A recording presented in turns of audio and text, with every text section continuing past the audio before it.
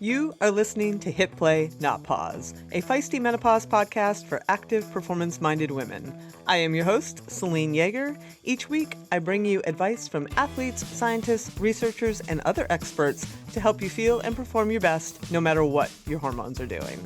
This show is a production of Feisty Media. Hello, strong, feisty women. I hope you all are well. So this week, I have a topic that is by request. Exercise addiction, which I will say straight up, I most definitely have. The question always becomes, is it a problem? And well, that's why I brought in our brand new host of the Women's Performance Podcast, Dr. Erin Ayala, who is a licensed psychologist and certified mental performance consultant. And we talk all about when exercise, which is supposed to be healthy, can cross into compulsion and turn problematic, and how exercise addiction overlaps with perfectionism, anxiety, body image, and control, and why endurance athletes, especially midlife and menopausal women, can be uniquely vulnerable. We also dive into identity, boundaries, training culture, and how to tell whether exercise is supporting your life or quietly running it. I hope you enjoy this one as much as I did. Erin is always filled with compassion, wisdom, and many insights. And please, along those lines, go into the show notes and give her a follow on that newly launched Feisty Women's Performance Podcast. She's doing a hell of a job, and you want to check that out and listen and learn along with her as we go through the new year. You can also learn more about her work and follow her at scottysportspsychology.com, and I'll link that to the show notes as well. Okay, before we get into it, give us a follow at Feisty Menopause on Instagram and Facebook. Come on in and join our private Hit Play Not Pause Facebook group and keep the conversation rolling. And if you like the show, do me a favor and share it with some folks. It definitely helps people find us in a very crowded podcast space. And thanks, as always, for those ratings and reviews. They help a lot too. Very finally, quick thanks to Middy, who has come on as a supporter for 2026. Whatever your menopause health and hormone needs, Middy has you covered. I love working with them, and I love that they support our show. So thank you, Middy, for your continued support. All right, enough of me. Let's have a few words about those awesome sponsors and get on with the show.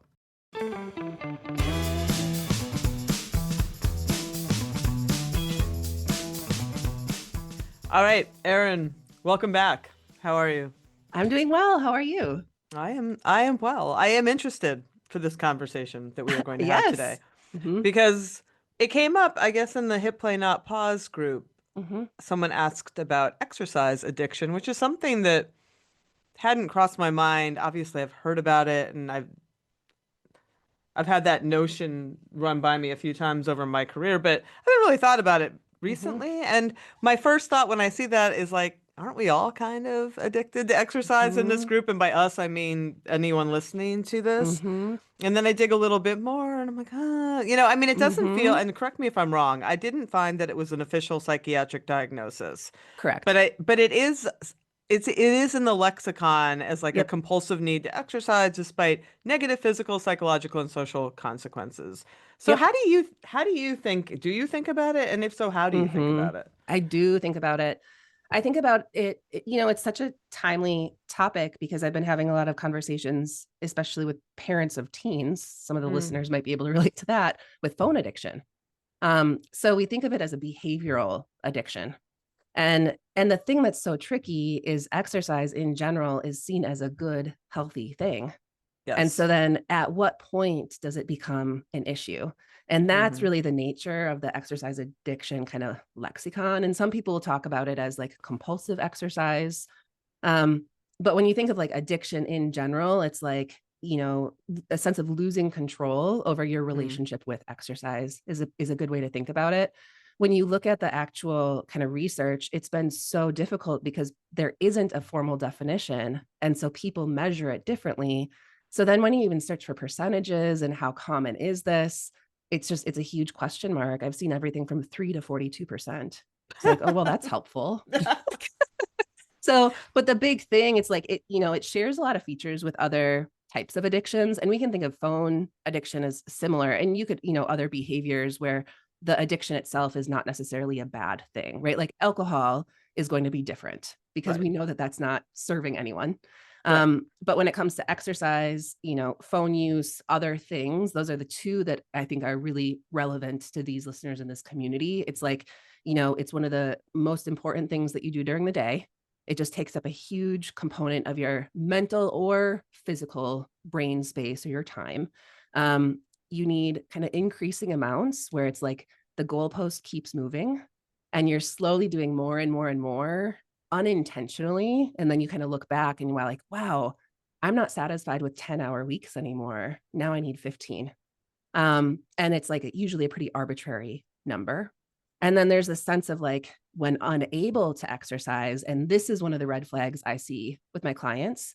If they go on vacation, family trips, they're not going to have access to their bike, or it becomes a big issue where the spouse is like, well, like kind of cynical comments of like, well, when are you going to have to go on your runs? Where it starts to get in the way in the relationship.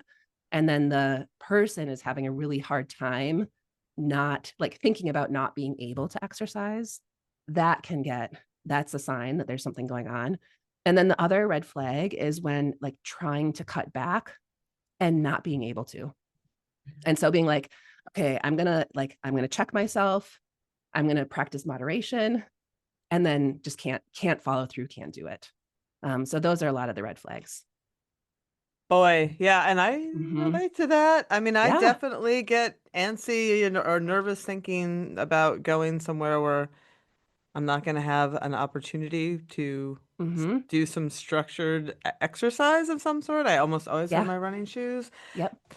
There's Mm-hmm. there's a lot going on there and Mm-hmm. Mm-hmm. so much going on. So, how much of this is driven by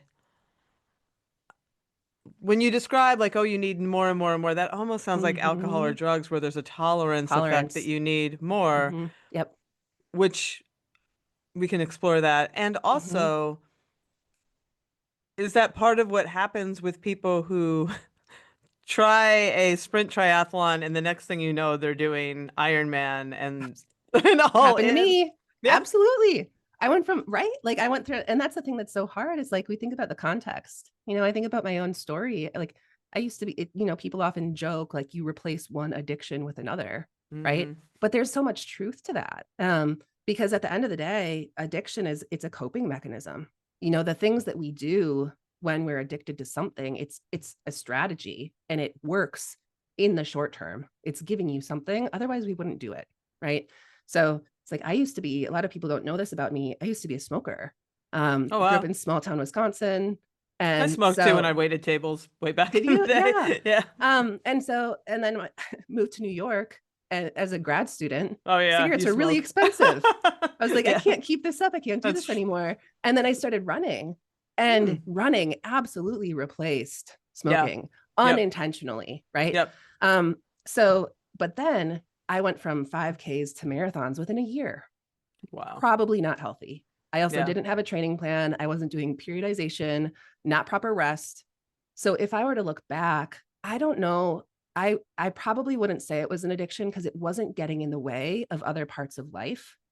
But I would argue that it was an unhealthy coping strategy because it was really the only thing that I was using to cope with the stress of being a grad student. I also didn't have other life responsibilities. Like it was just school and running was pretty much it, right? If I Yeah. had a family or other things, then it may have been an issue. So I think to go full circle to your question, is the person intentionally revving up and are they being smart about it? Then it's probably okay, especially assuming they're doing it to kind of avoid injury, they're getting enough recovery, they're not going from 0 to 100 maybe in a year. Right. Right. And so you really frankly with all kind of psychological disorders, whether they're considered formal or not, the big thing we often look at as therapists and psychologists is what is the nature of impairment? Is it getting in the way of other parts of life and functioning, especially in multiple domains? Mm. So if you have someone who goes from sprint to full distance, regardless of how much time it is it getting in the way of family? Frankly, for a lot of listeners, yes, it does, Mm-hmm. because it's a big adjustment, especially if your relationship didn't have triathlon in the beginning. 100%. right? Huge, I'll say discussions that you have um, is getting in the way of family where no, so like now maybe kids are complaining or are distraught or upset because they never see you anymore because you're always training, right? Now, at the same time, you can say that is part of Ironman training for a lot of parents. And so a lot of it is kind of setting those expectations. But if you're just adding more and then you're not making any room for other things, that's when it can become a problem.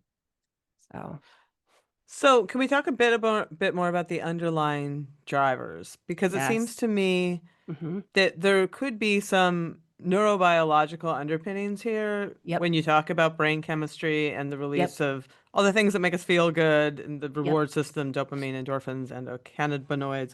But Yep. then where does that intersect with social psychological factors like Mm-hmm. perfectionism and anxiety and body image and control issues and Mm-hmm. how it fits us in our uh, friend and peer group and how we want people to think of Athletic us. identity. Yeah. Yes. So many overlaps. I think the like neurobiological, absolutely. Because we know the benefits of exercise on the brain, right? Yeah. It makes us feel good. So we're in general going to keep doing it. And so the relationship we then develop, if you think of old school Pavlov's dogs in classical conditioning, you think of, the dog, the bell, starts salivating because he thinks of food. When we think of running, if we have a good relationship with running, we're going to keep going to it. And so it positively reinforces our relationship with the thing, right? Yep. It also allows us to avoid negative things that we might not like, oh, I have to go on my run. Sorry, I can't this weekend. I've got a long run. Yep. So it can also serve as kind of a crutch for a lot of us in wanting to like get out of other things that we may not be super stoked about.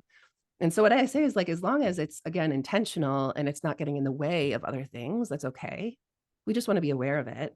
But then the other things that come in hand, it's really interesting. Perfectionism for sure, lots of overlaps. But the thing Yep. that's interesting is like when you really nerd out over the perfectionism research, people will generally talk about two different types of perfectionism.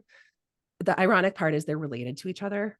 And so even though some are good and some are bad, like as one increases, so does the other. So there's perfectionistic striving, which is very much like, I mean, both of us probably fall in line with this. It's wanting to be the Hmm. best version of yourself. And it's this Hmm. mastery approach of like, I want to figure this thing out and I want to do the best I can. I want to be the Yeah. best mountain biker I can be, or I want to be the best marathon runner I can be. And it may have to do with time or ability or skill, but it's really more about like us showing up as the best version of ourselves. So the other type is the comparison and Hmm. how we compare to others and this kind of Hmm. like hustling for worthiness and am I good enough? Hmm. Do I fit Hmm. in? That's where there can be a bigger relationship with exercise addiction because it's kind of this like running in order to prove or working out in order to prove that you're enough or that you fit in. So it's like this concern about how other people see you or view you. So that's where it can get really tricky. Um, Anxiety is another one. We see a lot of body image concerns you mentioned. Absolutely. Absolutely. And that's where, I mean, we'll talk a little bit more about this is the exercise addiction like means to an end, or is it just the like exercise itself? When there's body image concerns, it's often that the exercise is feeding something else to make them feel better about themselves. And if they're not happy with how they look, exercise is going to be one of their go-to coping strategies because then they feel like they're improving their looks, right? Right. Which we know there are a lot of different ways. Like, there are a lot of people who may be exercising regularly who may not be serving themselves. Right. So, mhm, yeah. Yeah, and it occurs to me in this audience, particularly when so much feels like it is out of your control, Mm-hmm. and we do have a lot of self-identified lifelong athletes Yep. and, coaches and all of that that really, I think can, and I'm speaking very personally here as Mm-hmm. somebody who was Bicycling Magazine's fit chick for 27 years. Right. I mean, Exactly. it, Yes. it caused some unhealthy It was behaviors your because, brand. yeah, it was it was heavy to wear Mm-hmm. sometimes because I would think if I fuck this up, no one will ever listen to me again. They won't Mm-hmm. think my advice is good. Mm-hmm. The roof will go from my head. I won't make money. I mean, combine that with catastrophic thinking and things can go south in a hurry. Totally. Mm-hmm. Yeah. Mm-hmm. And I think it's a lot. I mean, especially when you think of, the, hit play not pause audience as well, and kind of this like what can feel like a lack of control, especially with changes in body composition, Yeah. maintaining lean muscle mass. Like one of the things I hear most often, which I'm sure you hear all the time, is like, I can't get away with the things I used to. And what I used to do that worked for me doesn't work for me anymore. Yeah. And so, what can happen when you look at like exercise addiction, perfectionism, this sense of rigidity, when Mm, we're too rigid, then we're not able to flex or pivot or adapt with mm, our body's changes. That can be a recipe for psychological distress, like more anxiety, depression, things like that. yeah. And so, for the folks who are listening, like if you are, beating your head against the wall and you're not able to step back and look at a bigger picture and revisit your relationship with exercise and like rest and recovery, that could be a red flag, Mm, because often you have to change your relationship with exercise, especially while navigating the perimenopause transition, because your body's changing. yeah. And there isn't one recipe. And what you did when you were 25 probably is not going to work when you're 50. So, Yeah. Or 35 to 45 or 45 to 55. I mean, right, you're going to be right. changing continually. Yep. Yeah. Mm-hmm. Yeah. So the rigidity is another piece that can be really like, I know I should, but dot, dot, dot. Hmm. Um, and like training through injury, that's another big red flag. Right. It's like, you should take a rest day, but it's like, I don't want to lose my fitness. Well, and let's And talk about that. Let's talk about the mhm, difference between training and exercise because I think that that's yes. an important component here. Is that when you're talking about a lot of people Hmm. who are training, meaning they have a goal event, they have things that Yep. they're going to do a half marathon, they're going to do Hmm. an ultra, they're going to do a CrossFit Hmm. competition, whatever it may be. That adds a layer, especially if you like to check your boxes green and you like to Yes. do all the things right and you want to make sure you're prepared, that can layer on another piece of anxiety, I think, to add to Hmm. this compulsion of if I don't train, then it's going to have negative repercussions onto this Right. thing that I have put a lot of maybe self-worth on, but at least a Yeah. lot of pressure on. Mm, And a lot of time and a lot of yeah, energy preparing for. And like it's like you don't want to waste the time that you have. The clock is ticking, the training peaks is counting down how many weeks you have until your event, right? So um I think the training is huge. And that's where it's like, I think of especially folks who have like the really long, like ultra endurance, 50K marathons, Unbound 200, the ultras. yeah, We train for so long for that one day. so long. And so we also have to remind ourselves, like, and this also applies for anyone doing like a sprint or a 5K. It's just easier to rebound and to sign up for another one, for redemption if needed. But reminding ourselves, like, the best athletes are the ones who are able to flex and adapt when needed. And that's where it's like, if for folks who have a really hard time making those decisions, that's where a coach can really come in handy, Hmm. and they Hmm. can help you make those decisions and being like, okay, Celine, like, take a break.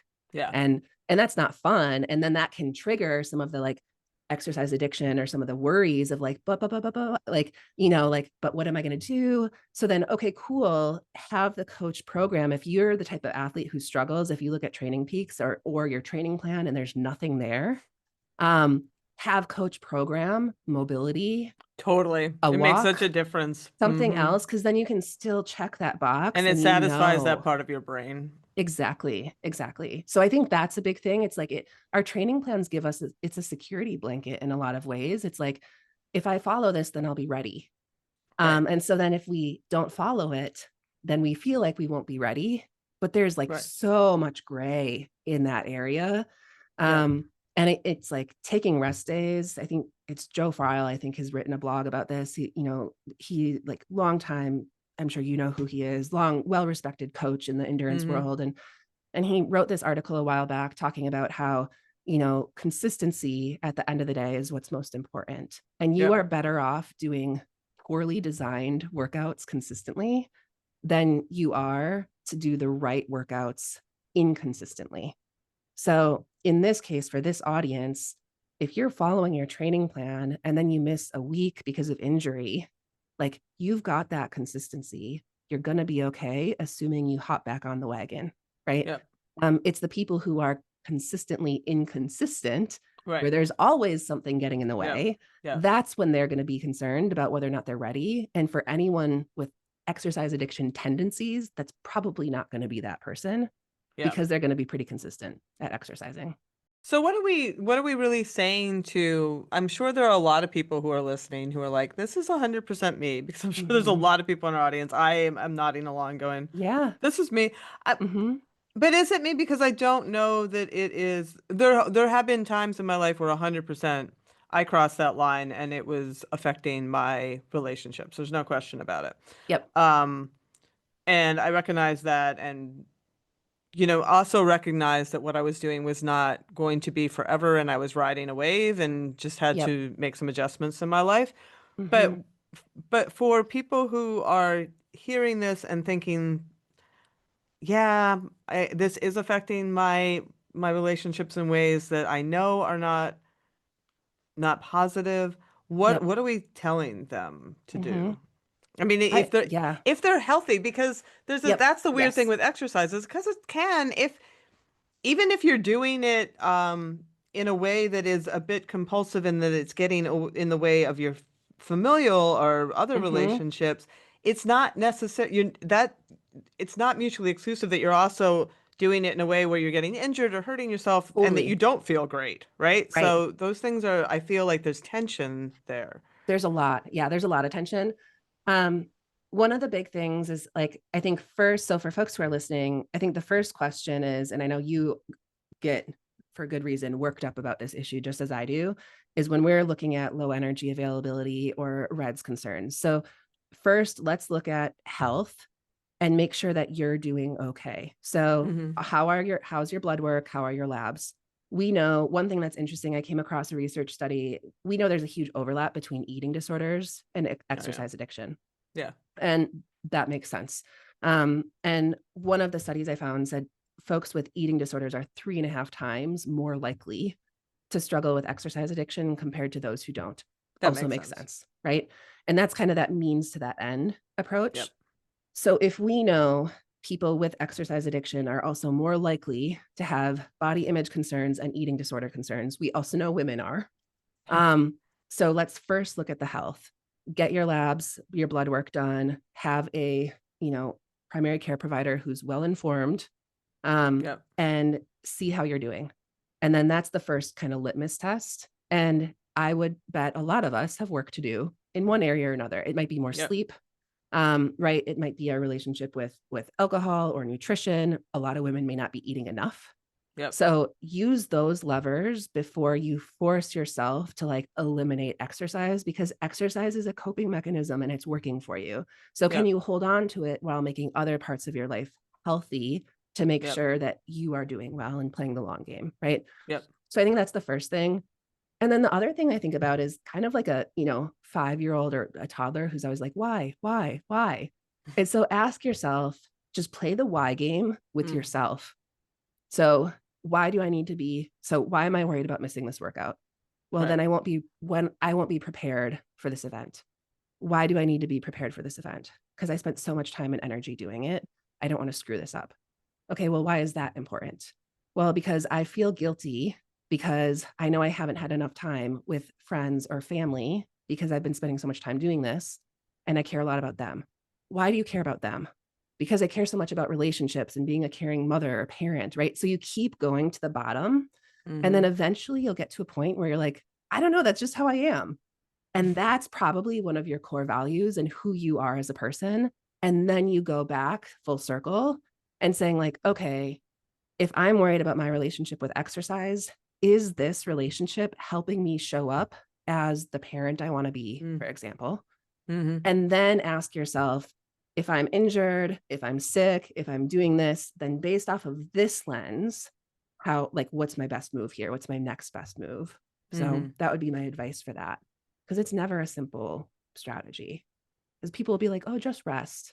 Like for those of us where it's a huge part of our identity, it's not Yeah. that easy. And then Mm-hmm. where do you square it with, because we also encourage women to be more selfish and take that time for themselves and Yeah. all of that. Mm-hmm. So the how does that fit into this matrix of, is this a problem if I'm just like insisting on, putting myself first in this case of Yes. training for this thing?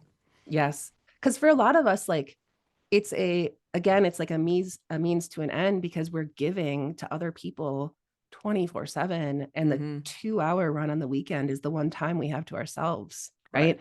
So when that's the case, yeah, that's a huge, like, so many women who I work with are like, they feel so much guilt with that 2-hour run, for example, or the 30 minutes where they're multitasking on the treadmill in the basement after making dinner and a long work day because they're at the peak of their careers and kids Right. need help with their math homework, right? Like there's so many things.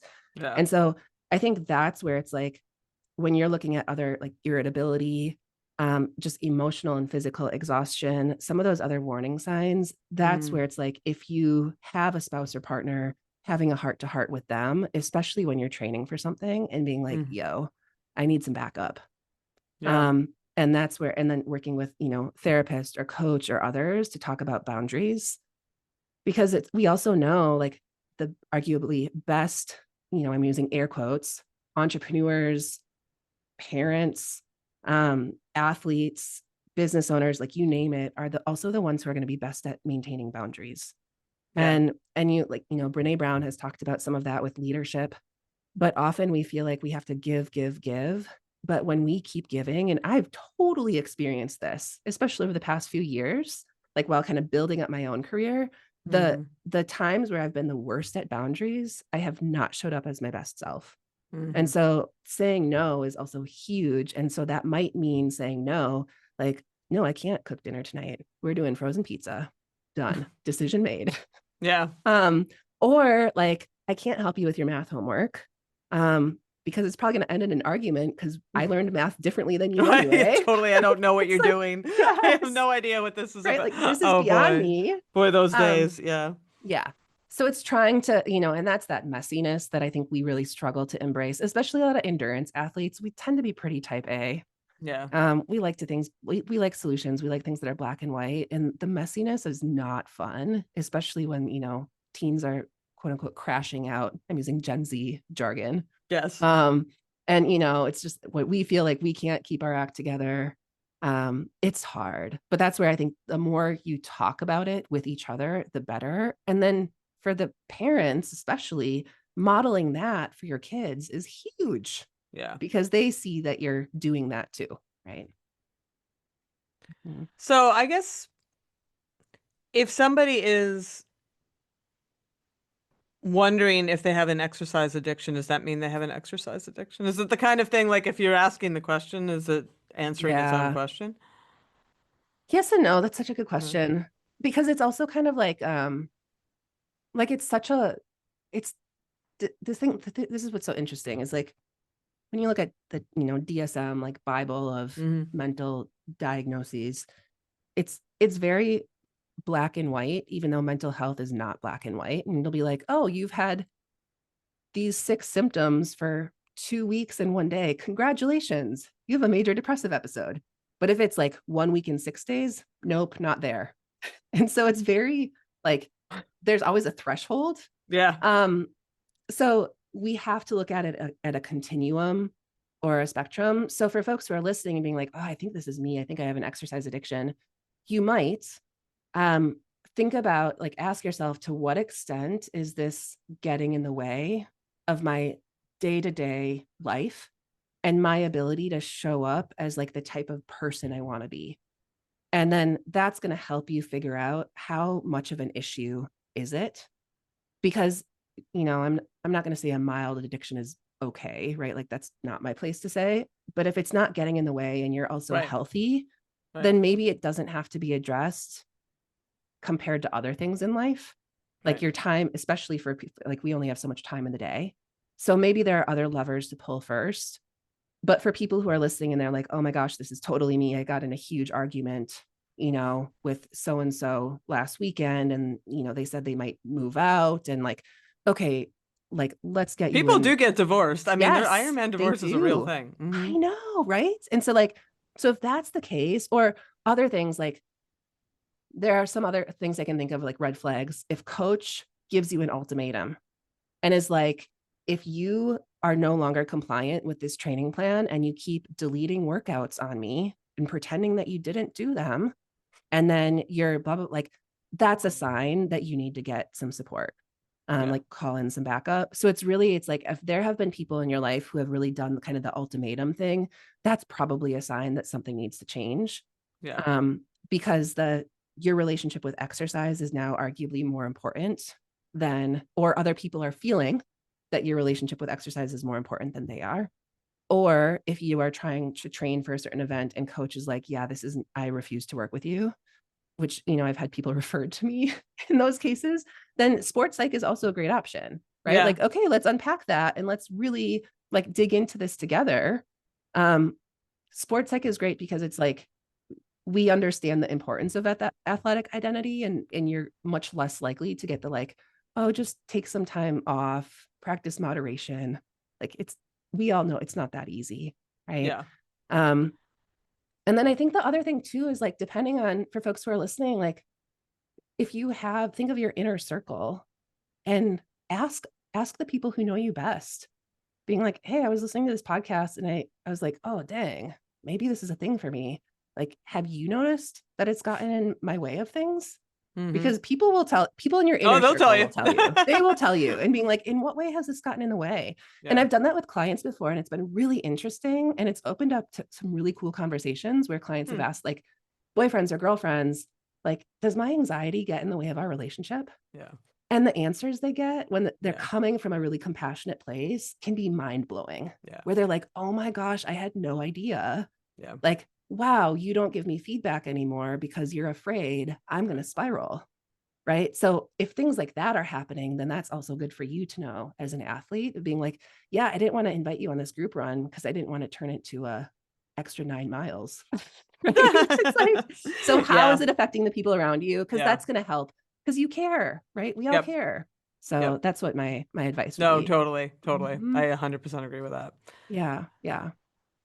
So I'm going to throw out something that is, could be its own maybe podcast series, and we'll just see where this goes. Excellent. So I can't have this conversation without thinking how artificial it is to even have to exercise, because we're born to be in motion. Right. I think about this all the time. Yes. All the time. Like, I had somebody write something about me once for a magazine article, and he said, I'll never forget. He's like, most people exercise to, like, for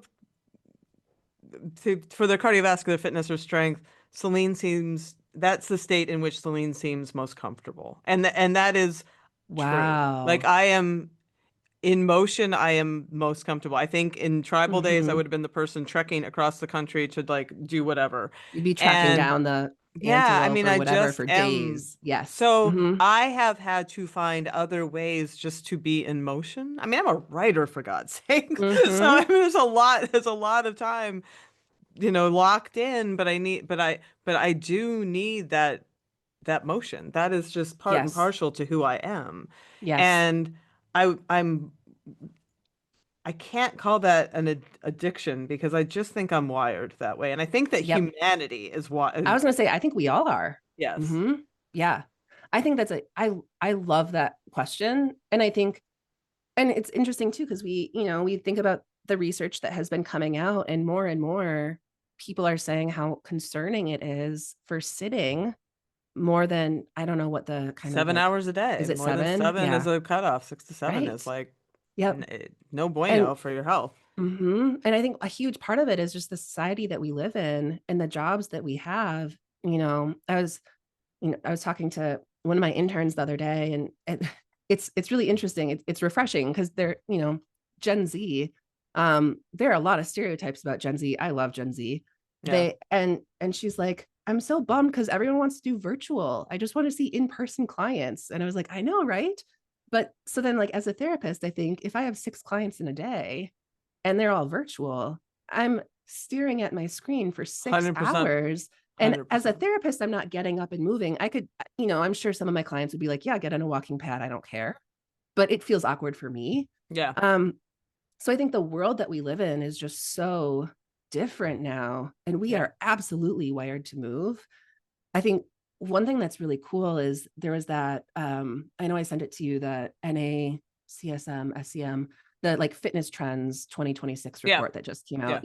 Yep. They're talking about how functional movement is another trend. And you hit the nail on the head with this, is like, it's not just about cardiovascular health. We know that that's part of it, but what about like picking up kids or like all of these other patterns of movement? And that's why I think more of this functional fitness is really coming into play. And high rocks and Yeah. CrossFit and other things might be one way to do that. You've multiple planes of movement, you're adding that bone stress, like that, it's helping all of the things. So I do think that us exercise, like endurance queens and zone 2 Mm-hmm. queens, Mm-hmm. I do think we have to step outside of our comfort zone, myself included, in doing more of that functional movement, because that's what we were built for. Yeah. But that's tough because it's like I think of like social, like they're just, for me personally, there are so many more barriers to me doing those things. I'm not as comfortable doing it because it's not, I didn't grow up with it. It's new to me. We look at like the gym spaces and how gyms are designed. Right. They're so gendered, like, here's your workout class schedule. Like, thanks for joining us. The spin classes are da da da. Like, there are just so many assumptions, as Yeah. opposed to like, you can find the racks, the rigs, the Yep. resistance bands here, kettlebells here, right? So part of it is the gendered piece. Part of it is the social piece. I like group runs and rides. That's my social time. Yep. Whereas if I'm doing jumping in my basement, not going to Right. feel as satisfying, even though I know it's important to me. So that's a tricky piece. Yeah.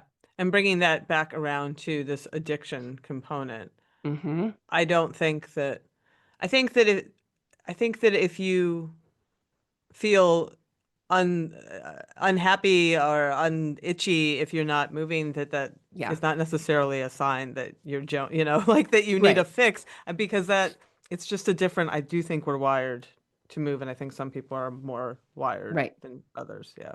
I agree. And the thing that's interesting, it's like, when you ask, you might know more about this than me, kind of like the ideal training regimen for, especially women in aging. Like, it's going to be a mix of a lot of different things. Oh You're going to yeah. want some of the high intensity, some jump training, some Yep. cardio, some heavy lifting, some mobility. But it's like, who is there? Are there any training programs that include all of those things? And then how accessible is that actually for women who might be familiar with like walking or running or biking? It's such a, there's so much friction to like change that behavior.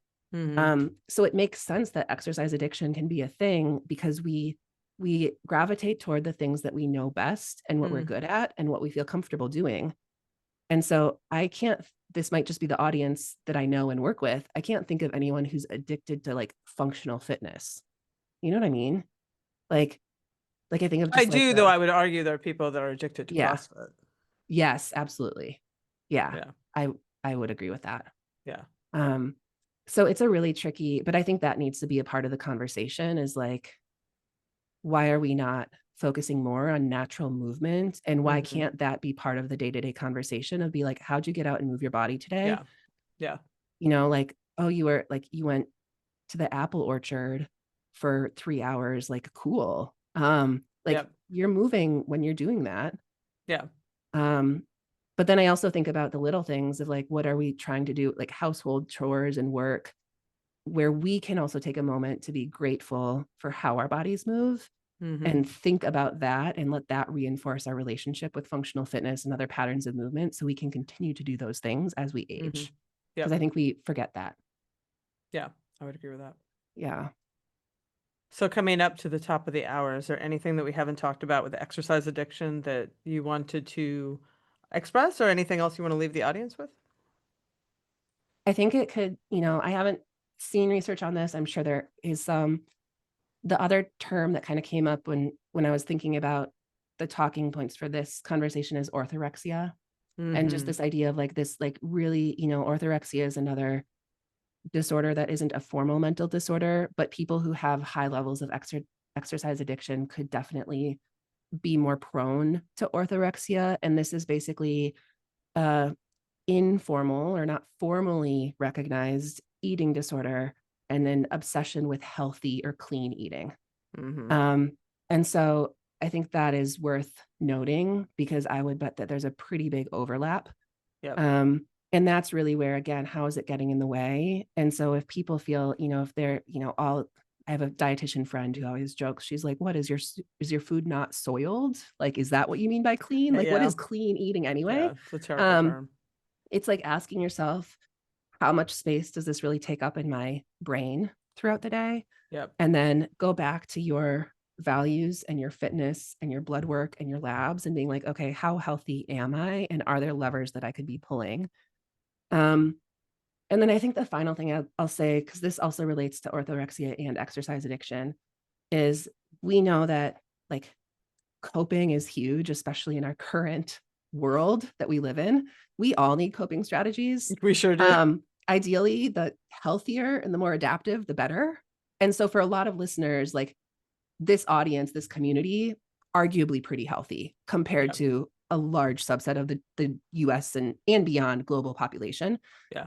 That said, it never hurts to develop more coping mechanisms and strategies so that if for any reason exercise is no longer an option for you, yes, like you're going to be okay because you have other things. Yeah. So what do I mean by that? Mindfulness meditation is phenomenal. Social support is huge. Hobbies that have nothing to do with 100%. Exercise, arts and crafts. Like I'm working with a Paralympic athlete right now who loves quilting. Cool. That's cool. Right? Like pick something. I've started doing jigsaw puzzles. Yeah, same. I've got a jigsaw puzzle in her. Yes. I've got one in our waiting room, and I swear I work on that thing more than anyone else. It's such great amazing. Mindful meditation. You're not, it's just, I'm locked in, man. You're so intentional, slow, right? Yeah. So I think that's my, for folks who are like, oh my gosh, this is totally me. Like work on adding some other things to your portfolio of coping, journaling, reading old school books and going to the library. Like there are so many other things that are also really great for mental health that don't have anything to do with screens. And we all need that. 100%. So, yeah. Excellent. Well, thank you so much as always, Erin. And thank you. I feel better about my situation. Right. We all have work to do. Yeah. It's a continuum. We're always growing and moving and grooving and improving. Right. Yep. And at the end of the day, I think we are our own best expert, but it never hurts to call in some backup and get some advice from others when needed. 100%. And always appreciate you being here to do that with us. Thank you. Thank you.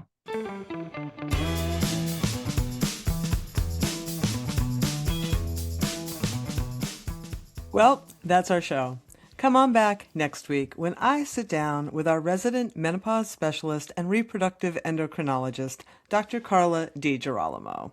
We have one of those candid conversational episodes where we just talk about our thinking on all things menopause and hormone therapy, how it's evolved, and where we see it heading. So come on back for that one. And until then, as always, stay feisty.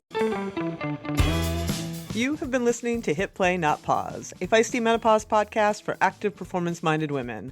I'm your host, Celine Yeager. This show is edited and produced by the most amazing Carrie Barrett and the other talented, strong women at Feisty Media.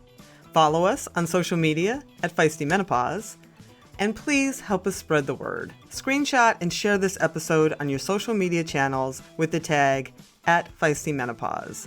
And please subscribe, like, review, and rate this show wherever you get your podcasts. Word of mouth and good reviews make it easier for other listeners to find. Thanks for listening, and as always, stay feisty.